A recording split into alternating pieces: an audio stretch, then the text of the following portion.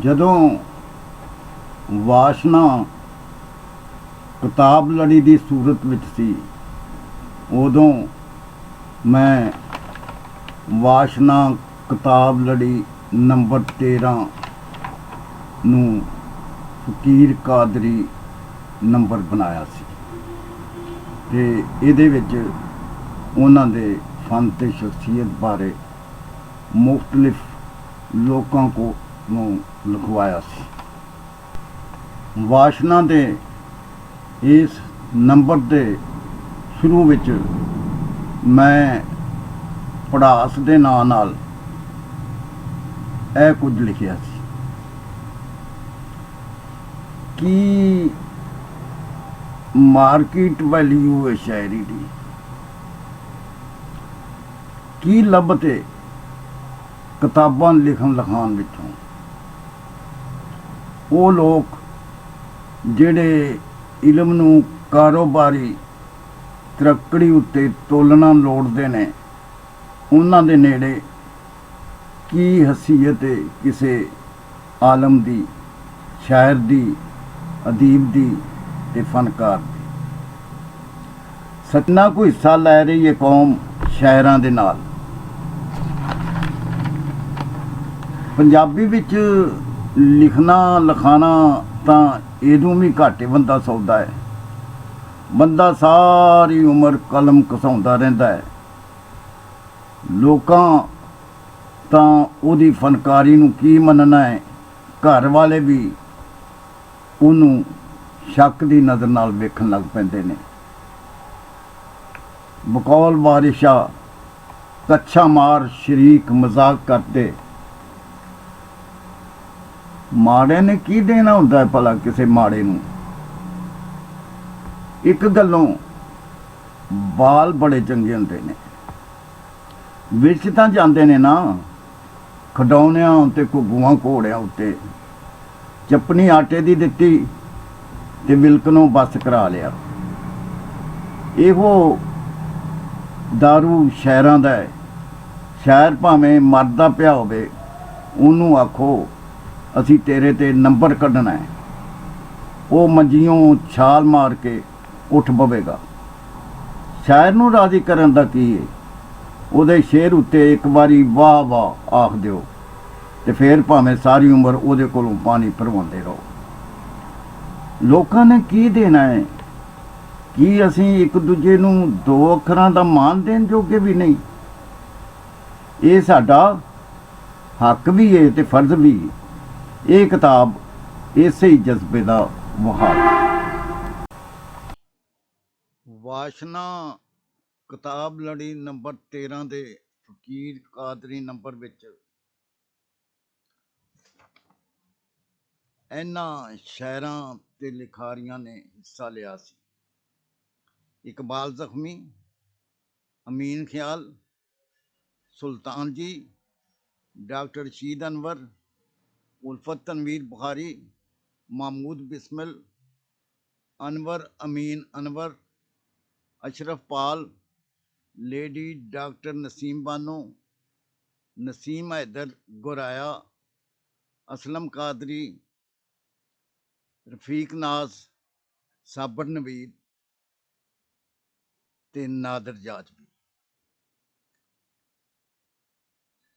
मैं एक शेरी इंटरव्यू किया सी, जिहदा एक मिसरा सवाल च सी ते ओहदा जवाब फकीर कादरी होरां ने उसे मिसरे दे जवाब विच दिता सी। इस तों इलावा फकीर कादरी होरां ने अपनी हड्ड बीती भी शेरां विच बयान की सी।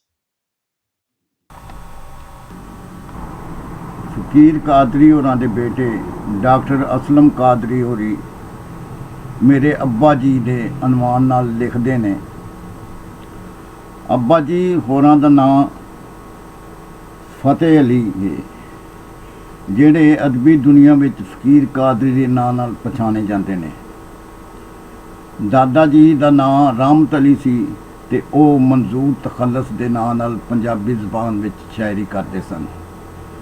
साडी दादकी ठार जलंधर है पक्का बाग महल्ले का नाम सी, जिला कचहरी के नेड़े सी। इत्थे ही अब्बा जी 1917 ਵਿੱਚ पैदा होए। अब्बा जी की उम्र उदों 30 कुछ साल वरे दी सी ते मेरी 5-6 सालों की जदों उजाड़े पै गए। 1947 ਵਿੱਚ ਅਸੀਂ लाहौर आन आबाद होए। अब्बा जी ਦੇ शेर कहण ਦਾ ਹਿਸਾਬ ਕੁਝ ਇਹੋ ਜਿਹਾ ਹੈ कि ਜਦੋਂ ਕਿਸੇ ਦੁਖੀ ਇਨਸਾਨ ਦੀ ਕਹਾਣੀ ਉਹਨਾਂ ਦੇ ਕੰਨੀ ਪੈ ਜਾਵੇ ਤੇ ਉਹਨਾਂ ਦੀ ਤਬੀਅਤ ਬਰਦਾਸ਼ਤ ਤੋਂ ਬਾਹਰ ਹੋ ਜਾਂਦੀ ਹੈ ਤੇ ਉਹ ਕਲਮ ਰਾਹੀਂ ਆਪਣੇ ਗੁੱਝੇ ਰੋਗਾਂ ਦੀ ਸਿਆਹੀ ਕਾਗਜ਼ ਦੇ ਮੂੰਹ ਤੇ ਡੋਲਣ ਲੱਗ ਪੈਂਦੇ ਨੇ। ਕਿਉਂ ਜੇ ਉਹ ਆਪ ਵੀ ਬਹੁਤ ਦੁਖੀ ਜਿਹਾ ਇਨਸਾਨ ਨੇ। ਉਹ 6-7 ਜ਼ਬਾਨਾਂ ਵਿੱਚ ਲਿਖਣ ਵਾਲੇ ਨਵੇਕਲੀ ਸੋਚ ਦੇ ਲਿਖਾਰੀ ਨੇ।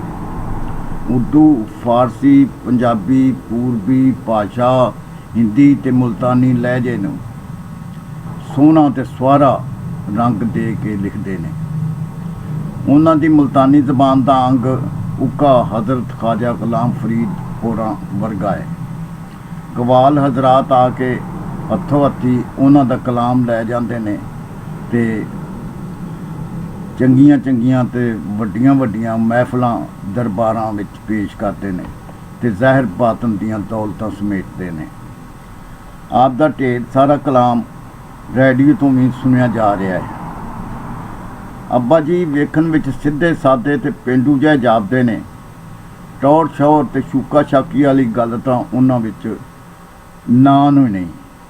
ਖਰੀ ਖਰੀ ਗੱਲ ਮੂੰਹ ਤੇ ਕਹਿ ਦੇਣ ਦੇ ਆਦੀ ਨੇ, ਭਾਵੇਂ ਅਗਲੇ ਨੂੰ ਗੁੱਸਾ ਹੀ ਕਿਉਂ ਨਾ ਲੱਗੇ। ਘਰ ਵਿੱਚ ਉਹ ਜਦੋਂ ਵੀ ਬੋਲਣ ਹੌਲੀ ਨਹੀਂ ਬੋਲਦੇ, ਚੰਗੀ ਤਰ੍ਹਾਂ ਵੱਜ ਗੱਜ ਕੇ ਬੋਲਣ ਦੀ ਆਦਤ ਹੈ। ਉਹਨਾਂ ਦੀ ਇਹ ਆਦਤ ਸਾਡੇ ਸਾਰੇ ਹੀ ਘਰ ਵਾਲਿਆਂ ਲਈ ਸੁਹਾਰਾ ਡਰ ਬਣੀ ਰਹਿੰਦੀ ਹੈ। ਘਰ ਦੇ ਕਿਸੇ ਵੀ ਛੋਟੇ ਜਾਂ ਵੱਡੇ ਦੀ ਇਹ ਹਿੰਮਤ ਨਹੀਂ ਕਿ ਉਹਨਾਂ ਦੇ ਬੈਠਿਆਂ ਕੋਈ ਉੱਚੀ ਬੋਲੇ ਜਾਂ ਅਣਝੱਕ ਹੋ ਕੇ ਗੱਲ ਕਰੇ। ਉਹਨਾਂ ਮੁਸ਼ਾਇਰਿਆਂ ਮਸ਼ਹੂਰੀਆਂ ਵਿੱਚ ਕਦੀ ਚੋਖਾ ਹਿੱਸਾ ਨਹੀਂ ਲਿਆ। ਉਹਨਾਂ ਦਾ ਆਪਣਾ ਇੱਕ ਨਵੇਕਲਾ ਫਕੀਰਖਾਨਾ ਹੈ ਜਿੱਥੇ ਉਹ ਫੂਲ ਤੇ ਬੈਠੇ ਲਿਖਦੇ ਪੜ੍ਹਦੇ ਰਹਿੰਦੇ ਨੇ। ਇੱਥੇ ਮੈਂ ਮੁਲਕ ਦੇ ਵੱਡੇ ਵੱਡੇ ਢੇਰ ਸਾਰੇ ਸ਼ਾਇਰਾਂ, ਅਦੀਬਾਂ, ਫਨਕਾਰਾਂ ਤੇ ਦਰਵੇਸ਼ਾਂ, ਮੌਲਵੀਆਂ, ਆਲਮਾਂ, ਫਾਜ਼ਲਾਂ, ਵਾਇਜ਼ਾਂ ਤੇ ਕੁਆਲਾਂ ਨੂੰ ਉਹਨਾਂ ਦੇ ਗੋਡੇ ਮੁੱਢ ਬੈਠਿਆਂ ਮਹਾਰਾਜ ਜੇ ਖੇਡ ਤਲਵਾਰ ਦੀ ਹੈ, ਜੰਗ ਖੇਡ ਨਹੀਂ ਹੁੰਦੀ ਜਨਾਨੀਆਂ ਦੀ। ਦੇ ਮੁਸੰਨਫ ਜਨਾਬ ਡਾਕਟਰ ਰਸ਼ੀਦ ਅਨਵਰ ਹੋਰੀ ਫਕੀਰ ਕਾਦਰੀ ਹੋਰਾਂ ਬਾਰੇ ਲਿਖਦੇ ਨੇ। ਇਹ ਫਕੀਰ ਕਾਦਰੀ ਮੂੰਹ ਦਾ ਬੜਬੋਲਾ ਤੇ ਦਿਲ ਦਾ ਬਿਲਕੁਲ ਸਾਫ਼ ਹੈ। ਇਹ ਉੱਤੋਂ ਮੂੰਹ ਤੇ ਵਿੱਚੋਂ ਦਿਲ ਵਾਲਿਆਂ ਦੀ ਕਦਰ ਕਰਦਾ ਹੈ। ਇਹ ਜ਼ਾਹਿਰਦਾਰੀ ਵਿੱਚ ਬੇਪਰਵਾਹ ਤੇ ਵਿੱਚੋਂ ਗੱਲ ਗੱਲ ਤੇ ਰੋ ਪੈਂਦਾ ਹੈ। ਇਹ ਵੇਖਣ ਨੂੰ ਸ਼ਹਿਜ਼ਾਦਾ ਪਰ ਵਿੱਚੋਂ ਫਕੀਰ ਹੈ। ਇਹ ਆਪਣੇ ਆਪ ਨੂੰ ਰਿੰਦ ਜ਼ਰੂਰ ਰਖਵਾਉਂਦਾ ਹੈ ਪਰ ਸ਼ਰਾਬ ਨਹੀਂ ਪੀਂਦਾ। ਇਹ ਸੱਜਣਾ ਨਾਲ ਖੈਬੜ ਜ਼ਰੂਰ ਪੈਂਦਾ ਹੈ ਪਰ ਦਿਲੋਂ ਕਿਸੇ ਨੂੰ ਬੁਰਿਆਂ ਨਹੀਂ ਜਾਣਦਾ। ਸਾਬਰ ਨਵੀਦ ਹੋਰੀ ਵੇਲੇ ਦਾ ਮਨਸੂਬ ਫਕੀਰ ਕਾਦਰੀ ਦੇ ਨਾਂ ਨਾਲ ਫਕੀਰ ਕਾਦਰੀ ਹੋਰਾਂ ਬਾਰੇ ਲਿਖਦੇ ਨੇ। ਫਤਿਹ ਅਲੀ ਇੱਕ ਆਮ ਜਿਹਾ ਨਾਂ ਹੈ ਪਰ ਜਦੋਂ ਇਹ ਫਤਿਹ ਅਲੀ ਫਕੀਰ ਕਾਦਰੀ ਬਣਦਾ ਹੈ ਤੇ ਉਹਦੇ ਵਿੱਚ ਇੱਕ ਖਸੂਸੀਅਤ ਪੈਦਾ ਹੋ ਜਾਂਦੀ ਹੈ। ਕਿਉਂ ਨਾ ਹੋਵੇ, ਉਹਨਾਂ ਨੇ ਤਵੱਕਲ ਤੇ ਤਕਵੇ ਨਾਲ ਫਕੀਰੀ ਨੂੰ ਉਚਿਆਇਆ ਹੈ। ਤਸੱਵਰ ਵਿੱਚ ਡੁੱਬ ਕੇ ਇਸ਼ਕ, ਖਲੂਸ ਤੇ ਅਕੀਦਤ ਭਰੀਆਂ ਨਾਤਾਂ ਤਖਲੀਕ ਕਰਕੇ ਹਸਾਨ ਬਿਨ ਸਾਬਤ ਦੀ ਸੰਗਤ ਨਿਭਾਈ ਹੈ।